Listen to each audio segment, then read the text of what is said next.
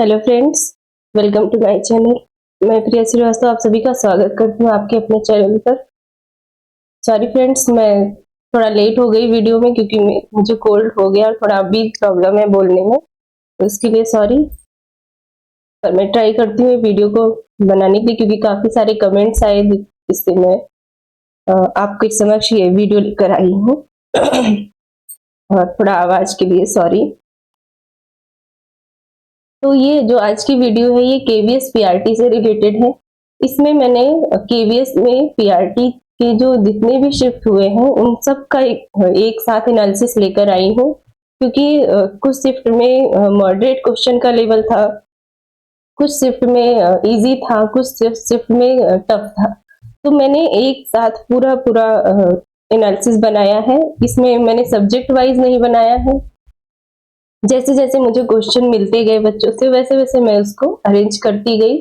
तो जहां जहां जिस सेक्शन का आएगा मैं आपको मेंशन करती जाऊंगी कि किस सेक्शन से क्वेश्चन पुट अप हुआ है। तो आशा करती हूँ मेरा ये वीडियो आपको काफी पसंद आएगा और आपको आगामी परीक्षाओं में काफी हेल्प मिलेगी। जो भी केवीएस और एनवीएस की परीक्षाएं होने वाली हैं, बहुत ही जल्द इसकी न्यू वैकेंसीज आने वाली हैं। तो आपकी तैयारी में काफी इनहेंस होगा जो ये मेरा एनालिसिस है। तो लेट्स स्टार्ट करते हैं अपना वीडियो। और आपको मैं आज का क्वेश्चन पेपर दिखाती हूँ कि मैंने जितने भी शिफ्ट हुए हैं सारे शिफ्ट को एक साथ मैं लेकर आई हूँ। तो सबसे पहले मैं आपको बता दूं कि केवीएस जो पीआरटी होता है वो 180 मार्क्स का होता है। जो बिगनर्स हैं उनको नहीं पता होता कि कितने मार्क्स का पेपर होता है, कितने सब्जेक्ट में कितने कितने मार्क्स के क्वेश्चन आते हैं। तो यहाँ पर केवीएस में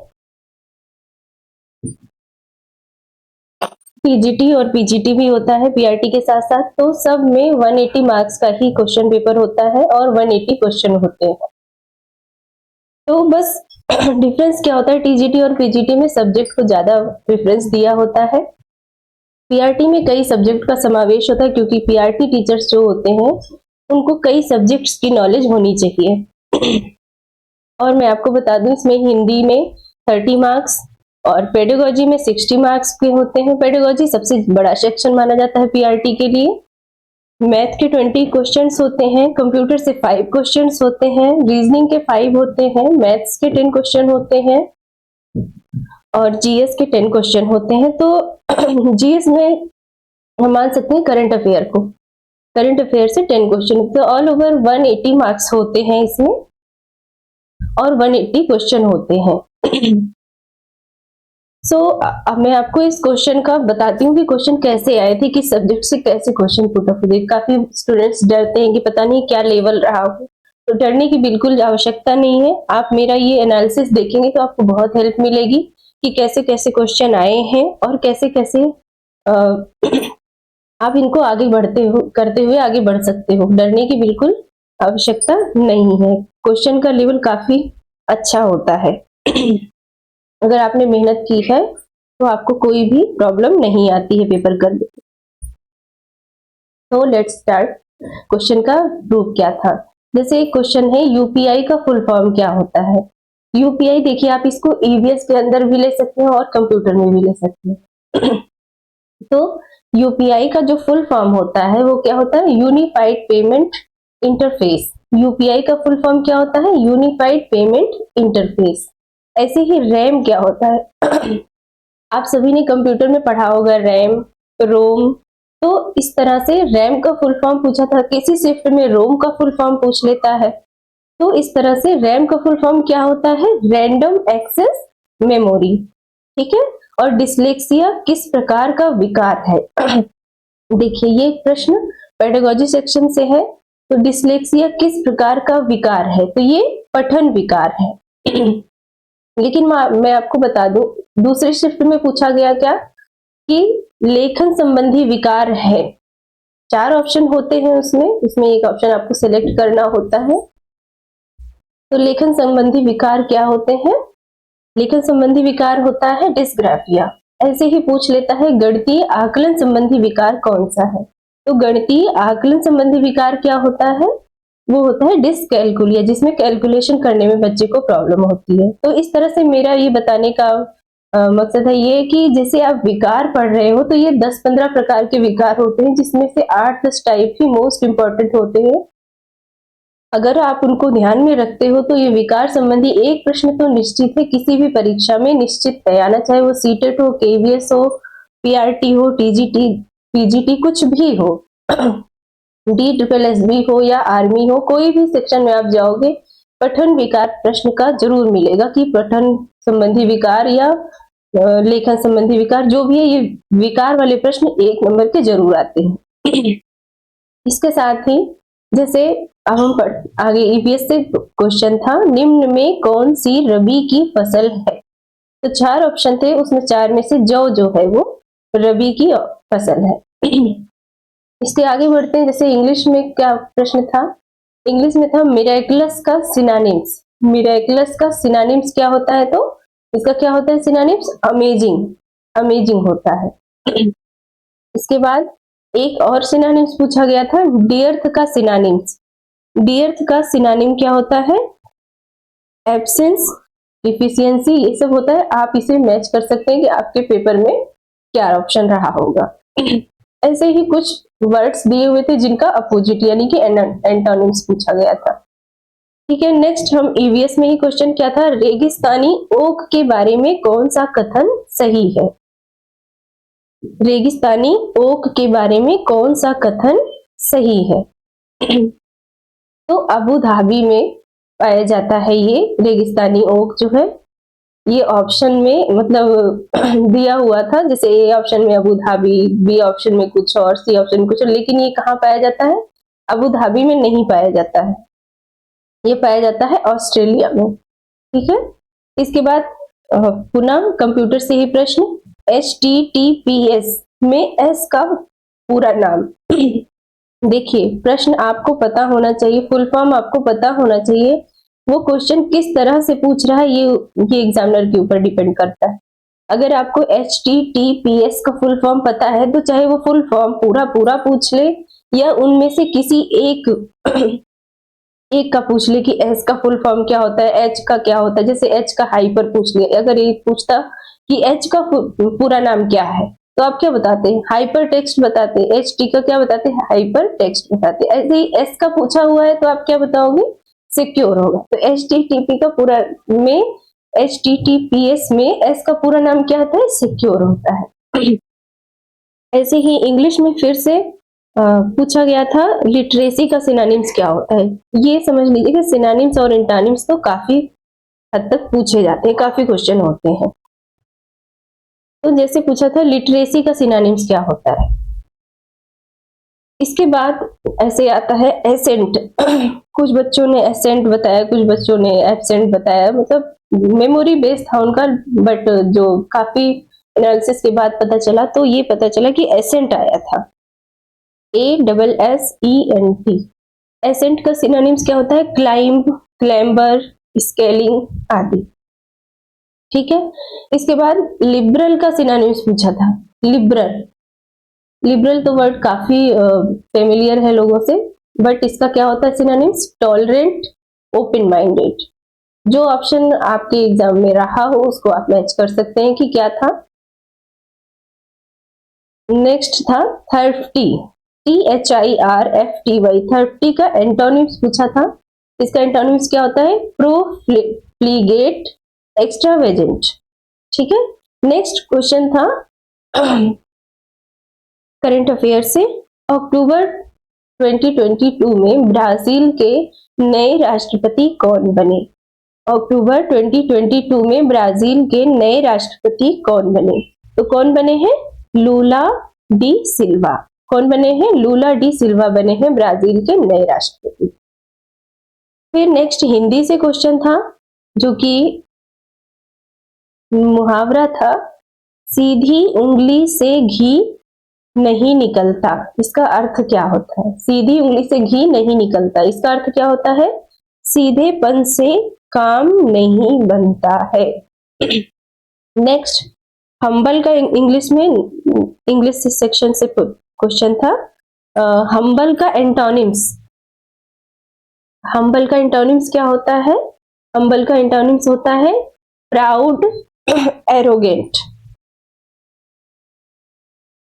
इसके साथ ही स्कॉर्नफुल, स्कॉर्नफुल का भी एंटोनिम्स पूछा था।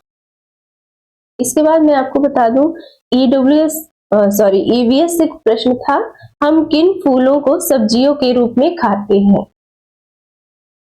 हम किन फूलों को सब्जियों के रूप में खाते हैं? तो फूल में क्या क्या था, जैसे ऑप्शन क्या थे, केले का फूल, कचनार का फूल, तो ऐसे ऐसे ऑप्शन थे। तो ये सब क्या है, फूल के रूप है जिन्हें हम खाते हैं सब्जियों के रूप में।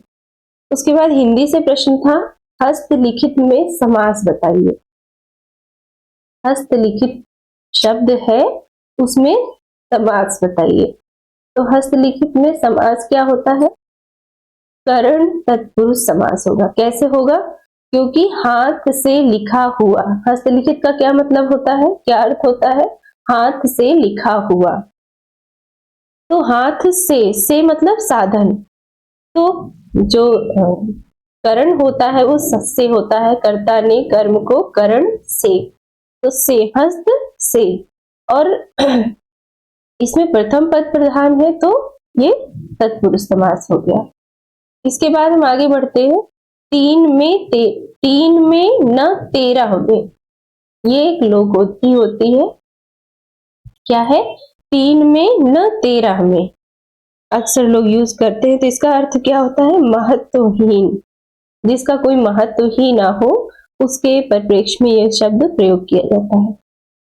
इसके बाद पूछा था अज्ञ, अज्ञ एक शब्द होता है, उसका विलोम शब्द बताइए। तो अज्ञ का विलोम क्या होता है? विज्ञ होता है। अज्ञ का विलोम क्या होता है? विज्ञ होता है। अब नेक्स्ट क्वेश्चन था,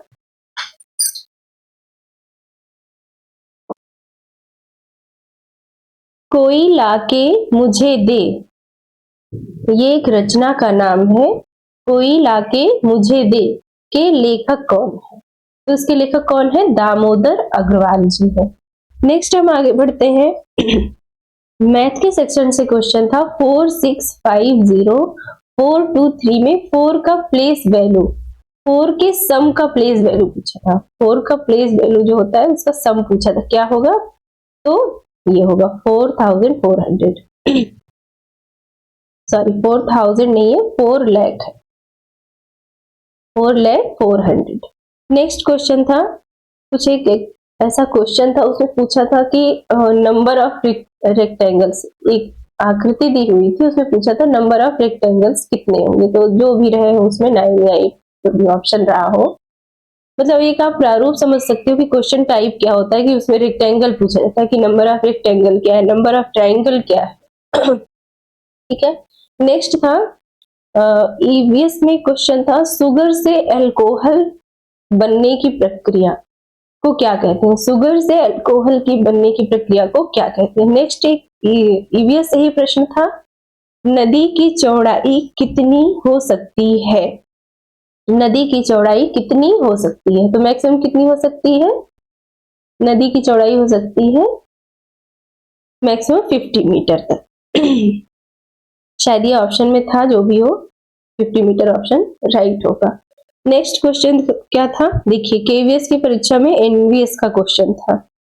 एनवीएस की स्थापना का वर्ष या स्थापना की सिफारिश कब की गई थी, किस वर्ष की गई थी, ऐसा ही कुछ प्रश्न था। तो मैं आपको बता दूं कि 1986 में एनवीएस की स्थापना हुई थी। नेक्स्ट एक प्रश्न था पेडागोजी सेक्शन से था, ऑपरेशन ब्लैक बोर्ड क्या है? ऑपरेशन ब्लैक बोर्ड किससे संबंधित है या क्या है? नेक्स्ट क्वेश्चन था, एनवीएस किस नीति के अंदर स्थापित हुआ? एनवीएस किस नीति के अंदर स्थापित हुआ? ये भी 1986 की थी, जो नीति शिक्षा नीति आई थी उसके अंतर्गत स्थापित हुआ था। नेक्स्ट एक प्रश्न था, वल्लम क्या है? वल्लम क्या है? वल्लम एक प्रकार की नाव है, जिसका वल्लम एक प्रकार की नाव है। फिर एक प्रश्न था, नो डिटेंशन पॉलिसी क्या है? नो डिटेंशन पॉलिसी क्या है? तो इसके बारे में आपको पढ़ना पड़ेगा। नेक्स्ट हिंदी से क्वेश्चन था, बादल का पर्यायवाची क्या है, बादल का पर्यायवाची शब्द क्या है। तो उसमें जो भी ऑप्शन रहे हो आप सब देख लेंगे। फिर एक रचना जो रिमझिम रिमझिम बुक के चैप्टर से है, क्या था, बंदर आया खेत में। बंदर आया खेत में, ऐसा ही कुछ रचना का नाम है। वो पूछा गया था ये रिमझिम में कौन से चैप्टर से है। तो आई थिंक ये फर्स्ट है, सेकेंड चैप्टर है इसका, रिमझिम का। नेक्स्ट क्वेश्चन था दांत खट्टे करना। दांत खट्टे करना क्या होता है, ये एक मुहावरा होता है। तो इसका अर्थ क्या होता है, पूछा था दांत खट्टे करने का अर्थ क्या होता है। तो इसका अर्थ होता है परास्त करना, किसी को हरा देना, किसी के छक्के छुड़ा देना। ठीक है। फिर नेक्स्ट क्वेश्चन था हिंदी से ही, पेड़ से पत्ते गिरे। पेड़ से पत्ते गिरे में कौन सा कारक है, कारक पूछा था। तो जहां पर किसी वस्तु से किसी वस्तु को अलग होना पाया जाए, लगे कि हाँ एक वस्तु दूसरे वस्तु से अलग हो रही है, तो वहां पर कौन सा कारक होता है, अपादान कारक होता है। ठीक है।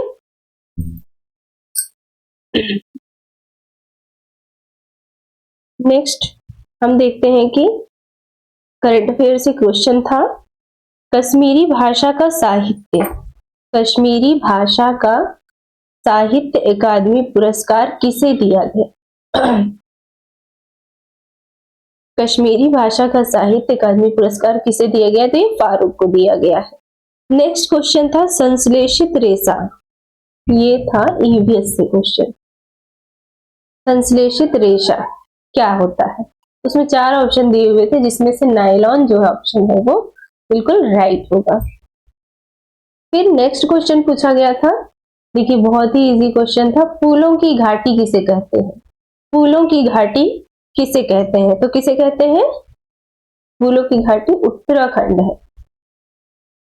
फिर नेक्स्ट है विटामिन बी कौन बना सकते हैं। देखिए बिल्कुल नया प्रश्न है, लेकिन जिन्होंने भी क्लास 2 से क्लास 5 तक, क्लास 2 से क्लास 5 तक जिन्होंने भी पढ़ा था, उनके लिए बहुत ही अच्छा पेपर था। विटामिन बी कौन बना सकते हैं, बैक्टीरिया।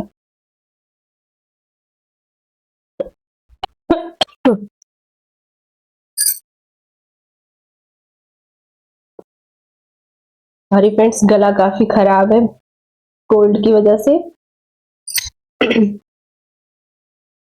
बट मैं कोशिश कर रही हूँ कि आपको एग्जाम का एनालिसिस दे सकूं। नेक्स्ट क्या है, भोजन, ऐसा कौन सा भोजन है जिससे हमें तत्काल ऊर्जा मिलती है। ऐसा कौन सा भोजन है जिससे हमें तत्काल ऊर्जा मिलती है, तो क्या है, कार्बोहाइड्रेट होगा उसके लिए। कार्बोहाइड्रेट को लेते ही हम तत्काल ऊर्जा मिल जाती है हमें। फिर नेक्स्ट क्वेश्चन था मैथ से था 6 अंकों की सबसे छोटी संख्या। 6 अंकों की सबसे छोटी संख्या का पूर्ववर्ती है, तो उसका पूर्ववर्ती क्या होगा, 99999। ठीक है। नेक्स्ट हम आगे बढ़ते हैं, इस कुछ और क्वेश्चन के टाइप है। जैसे मैं आपको पहले ही बता चुकी हूँ, क्वेश्चन का जो भी प्रारूप है वो मिला जुला हुआ है, सब्जेक्ट स्पेसिफिक नहीं है, कभी किसी सब्जेक्ट से है तो कभी कोई किसी दूसरे सब्जेक्ट से है। जैसे जैसे मुझे क्वेश्चन मिले मैंने उनको से ही मेंशन कर दिया है। नेक्स्ट क्वेश्चन है क्वालिटी ऑफ स्कूल लीडर पूछा गया था। जैसे एक टीचर के परिप्रेक्ष्य में पूछा गया था कि जो स्कूल का लीडर होगा उसके अंदर क्या क्वालिटी होनी चाहिए। और एक रचना थी माँ की बेबसी।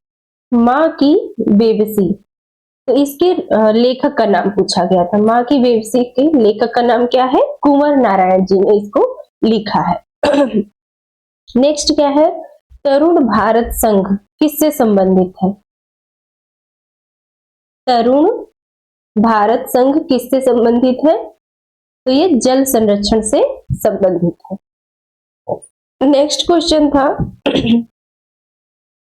पेडागोजी से आरटी 2009 के अनुसार क्लास 1 to 5 के लिए शिक्षक और छात्र का क्या रेशियो होना चाहिए, मतलब क्लास 1 से क्लास 5 तक के लिए जो क्लासरूम बने हुए हैं उसमें शिक्षक और जो स्टूडेंट का रेशियो होना चाहिए वो क्या होना चाहिए according to right to education 2009 के अकॉर्डिंग कितनी होनी चाहिए 1:13, यानी कि अगर आपके क्लास में 30 स्टूडेंट है तो उन पर एक टीचर होना चाहिए, मिनिमम 1 टीचर जरूरी है।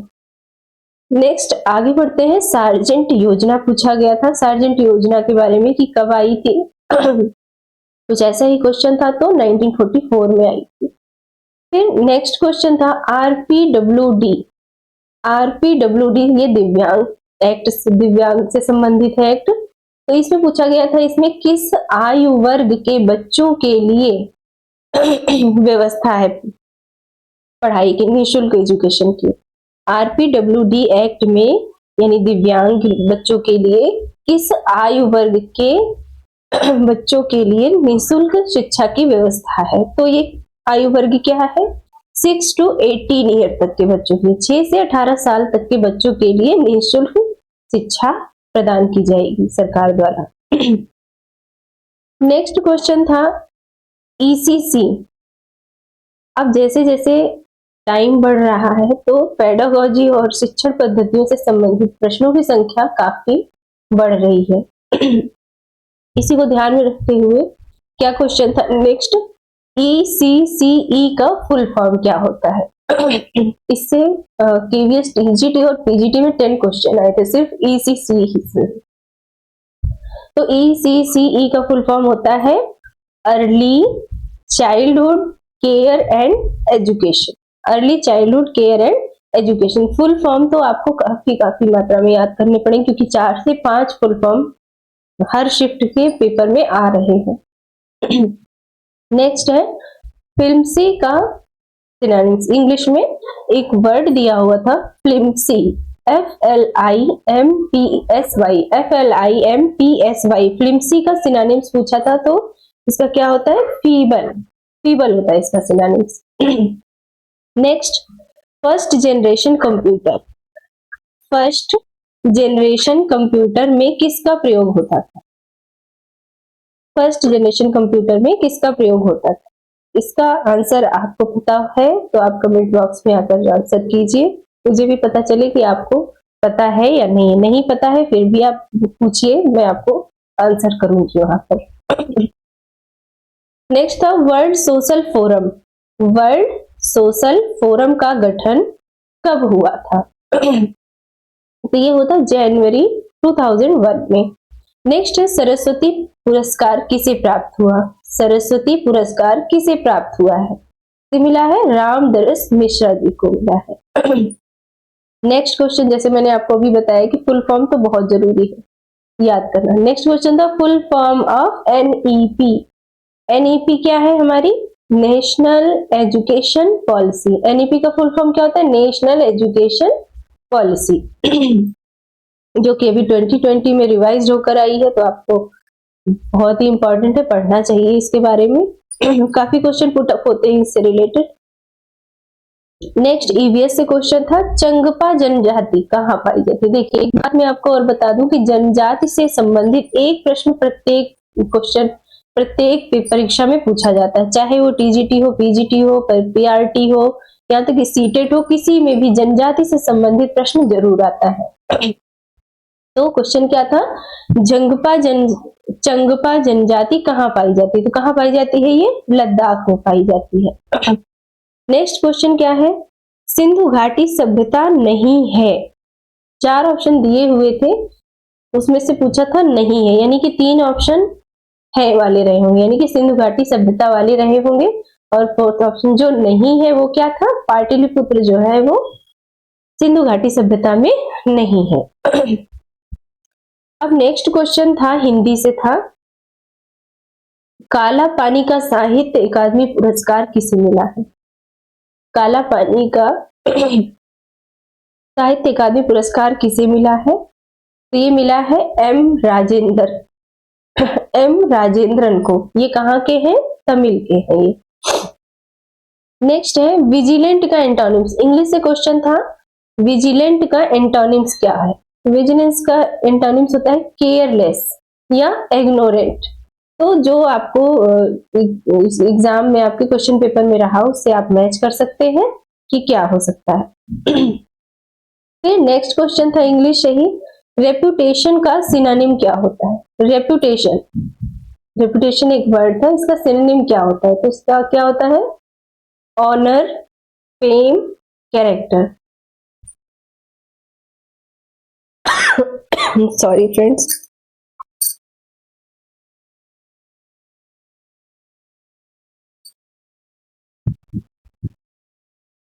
इनपुट व आउटपुट दोनों प्रकार की डिवाइस है। एक क्वेश्चन का टाइप ये भी पूछा गया, इनपुट व आउटपुट दोनों प्रकार की डिवाइस है। तो उसमें 3-4 ऑप्शन दिए हुए थे, 4 ऑप्शन में से कौन सा ऑप्शन है जो कि इनपुट व आउटपुट डिवाइस दोनों है? वो है टच पैड। ठीक है, नेक्स्ट हम क्वेश्चन देखते हैं, उसमें क्या था? 1947 को रोमन अंक में लिखो। तो इसका क्या होता है? M C M X L 5 और डबल सेकेंड, यानी कि ये 7 हो गया।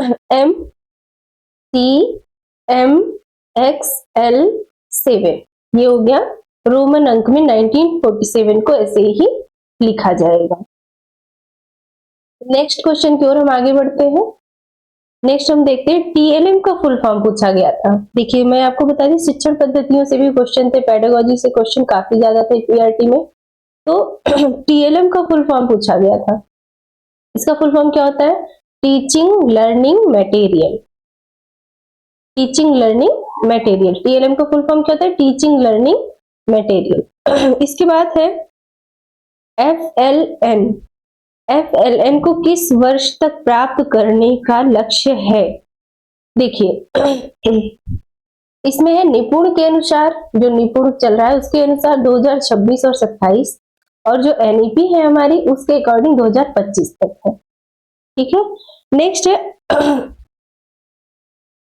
नेक्स्ट है अंतरराष्ट्रीय फिल्म महोत्सव 2022 में सर्वश्रेष्ठ अभिनेत्री का किसे दिया गया है अवार्ड? अंतरराष्ट्रीय फिल्म महोत्सव 2022 में सर्वश्रेष्ठ अभिनेत्री का किसे दिया गया है? तो ये मरीन नेमेरो को दिया गया है, मरीन नेमेरो को दिया गया है। अगर इसी का पूछ लिया जाए कि अंतरराष्ट्रीय फिल्म महोत्सव 2022 में सर्वश्रेष्ठ अभिनेता का पुरस्कार किसे मिला है? तो किसे मिला है? वाहिद मोबेरी को। किसे मिला है? वाहिद मोबेरी को। नेक्स्ट क्वेश्चन है राइट टू एजुकेशन 2009 एक्ट के अनुसार एक शैक्षणिक वर्ष में शिक्षकों के लिए कितने कार्य दिवस अनिवार्य है? यानी कि एक वर्ष में शिक्षकों को कितने दिन स्कूल में आना है कार्य करने के लिए? तो कितने दिन अनिवार्य है? 200 दिन। ठीक है, इसमें आपको मैं एक और बात मेंशन कर दूं कि जो प्राथमिक स्तर पर है उन्हें 800 दिन, यानी कि प्राथमिक लेवल के जो टीचर्स हैं उन्हें 800 दिन, और जो उच्च प्राथमिक स्तर के लोग हैं उन्हें जो शिक्षक है प्राइमरी लेवल के उन्हें 800 घंटे, यानी कि अगर घंटे में प्रश्न पूछा जाए कि प्राथमिक स्तर के लोग जो टीचर हैं उन्हें कितने घंटे प्रति वर्ष काम करना होता है शैक्षणिक वर्ष में, तो 800 घंटे, और उच्च प्राथमिक स्तर पर कितने घंटे काम करना होता है टीचर्स को? तो 1000 घंटे तक। कितना? 1000 घंटे तक काम करना होता है। और दिन में पूछे तो उच्च प्राथमिक स्तर के शिक्षकों को 220 दिन तक काम करना होता है, यानी कि 200 दिन प्राथमिक स्तर के टीचर को और 220 दिन उच्च प्राथमिक स्तर के टीचर्स को काम करना होता है, यानी कि इनका शैक्षणिक दिवस होता है ये। इसके बाद नेक्स्ट EVS से ही प्रश्न था, जलोढ़ मिट्टी के प्रकार पूछा था, जलोढ़ मिट्टी के प्रकार हैं।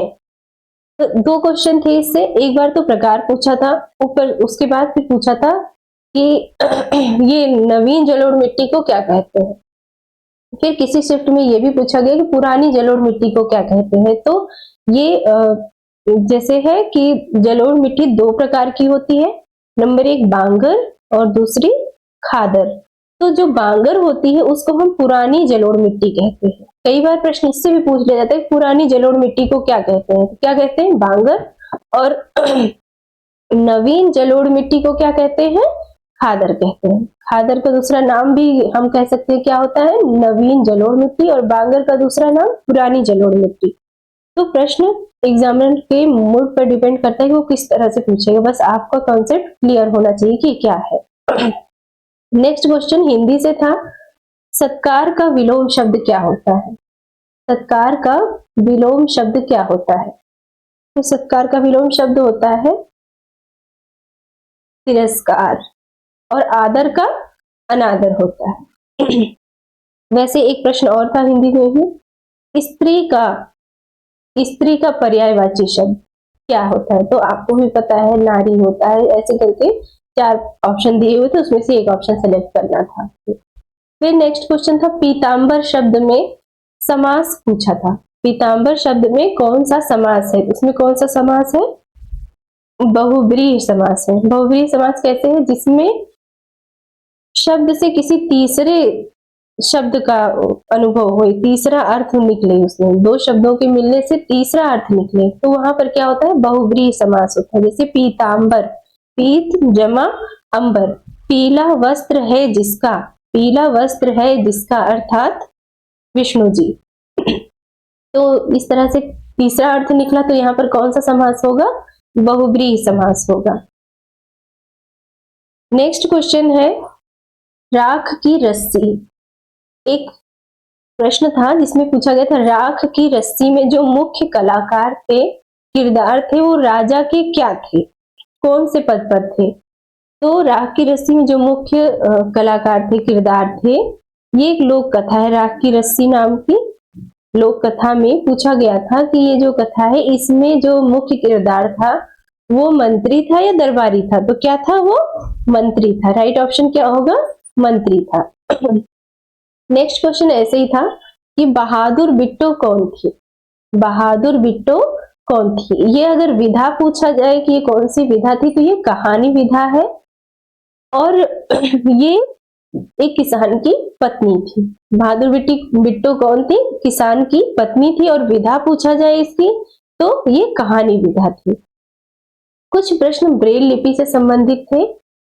और नेक्स्ट था परख। परख का फुल फॉर्म। तो परख का फुल फॉर्म, तो देखिए कि ये नई योजना चल रही है जो कि भारत सरकार द्वारा जारी किया गया है। इसका फुल फॉर्म क्या होता है? Performance assessment analysis of the knowledge of holistic development. ये आपको याद होना चाहिए। क्या होता है full form? Performance assessment analysis of the knowledge of holistic development. इसके साथ ही फुल फॉर्म पूछा गया था एडीएचडी का।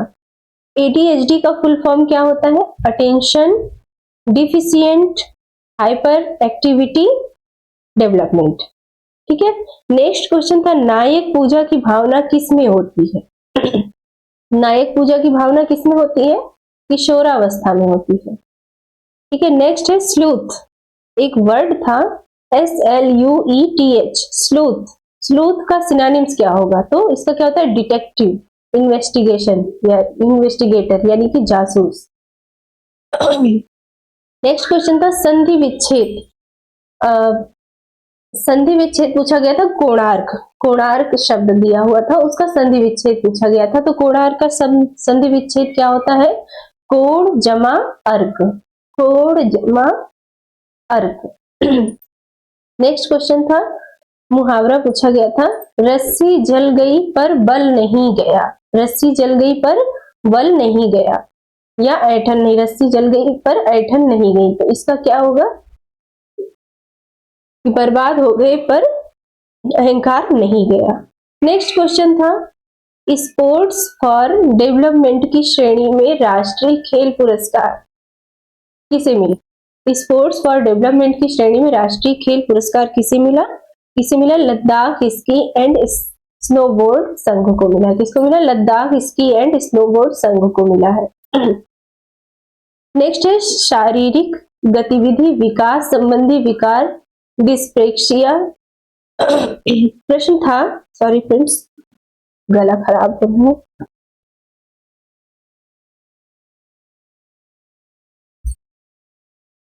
क्वेश्चन था शारीरिक गतिविधि संबंधी विकार।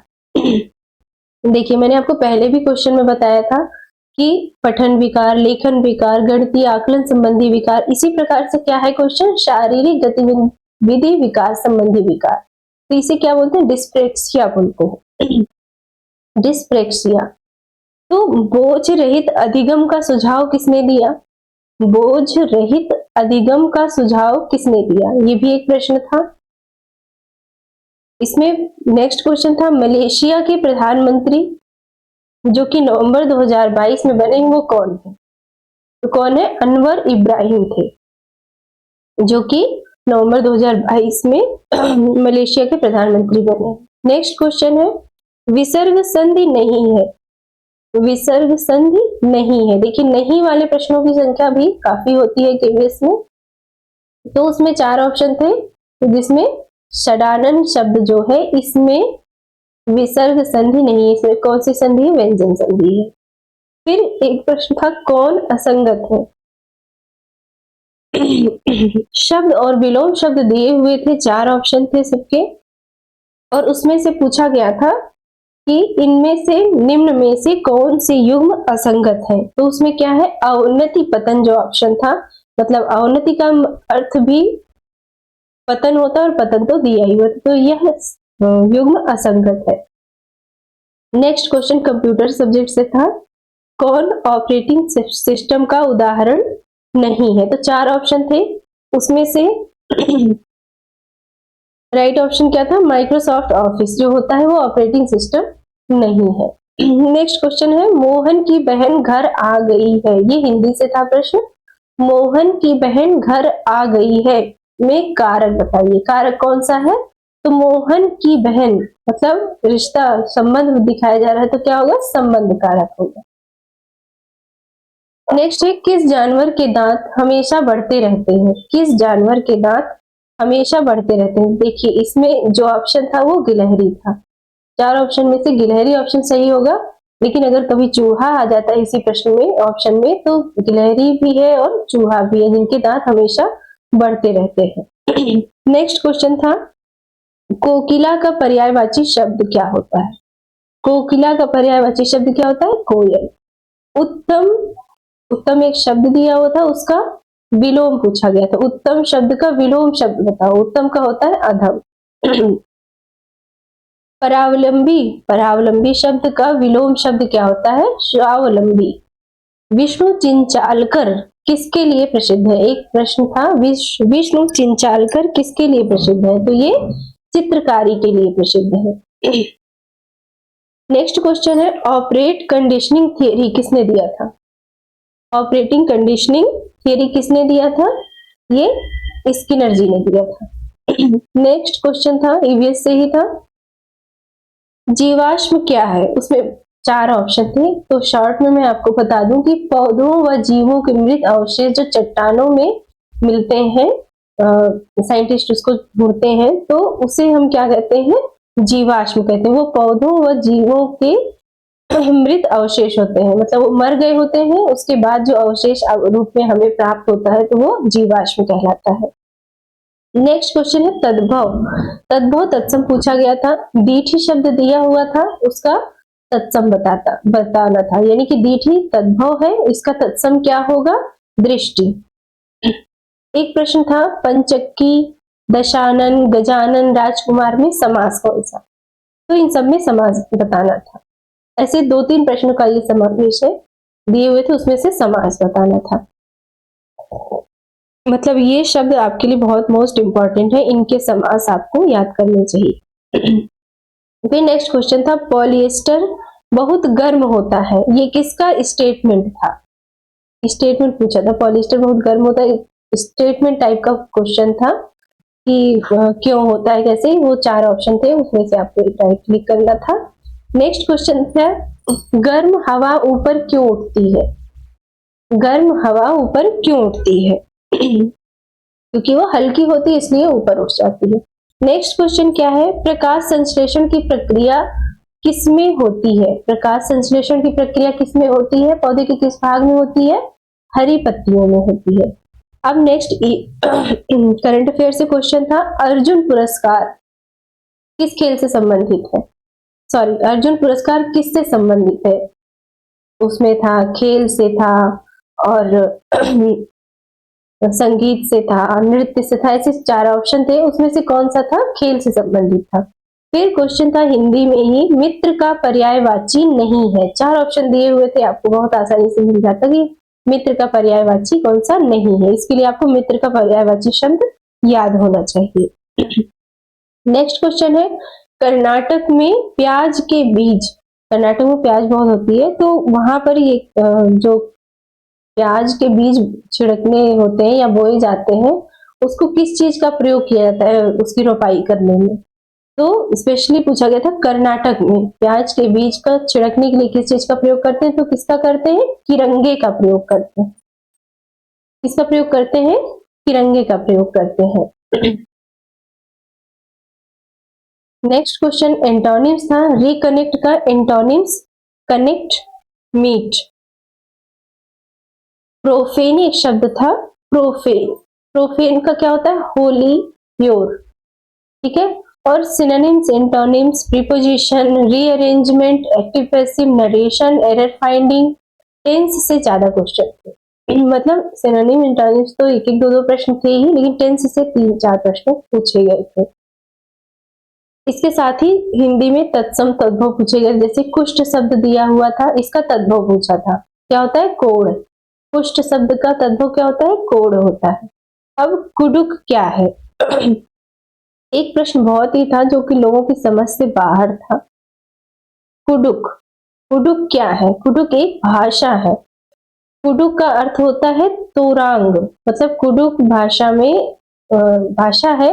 इसका अर्थ का, इस शब्द का अर्थ क्या होता है? तोरांग। तोरांग किसका? तोरांग का अर्थ क्या होता है? जंगल, यानी कि जंगल को कुडुक कहते हैं, ठीक है। नेक्स्ट, ध्रुव पर कभी, कुछ ऐसे प्रश्न था कि ध्रुव पर कभी धूप नहीं आती है या ध्रुव पर सूर्य नहीं होता, ऐसे कुछ करके प्रश्न था। नेक्स्ट क्वेश्चन था, कन्नड़ का बाल साहित्य अकादमी पुरस्कार किसे मिला? कन्नड़ का बाल साहित्य अकादमी पुरस्कार किसे मिला? बवाली गुहे को मिला। किसे मिला? बवाली गुहे को। दिसंबर 2022 का करंट अफेयर काफी हद तक पूछा गया था, यानी कि जैसे एग्जाम हमारा फेब में हुआ है, तो दिसंबर तक का करंट अफेयर केवीएस ने लिया है।